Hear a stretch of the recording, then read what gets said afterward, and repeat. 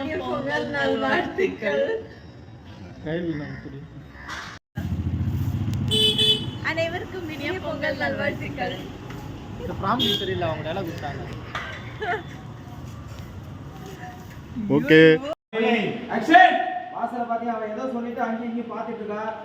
நீங்க பழைய மாதிரி பழைய அப்செட் மூடுக்கு போனீங்க. எப்படி சமாளிக்க போறோம்னு ஒண்ணும் தெரியல. வாங்க இன்ஸ்பெக்டர், வாங்க. போலீஸ் வருது, போங்க. பார்த்தா ரேவதி கூட வராங்க.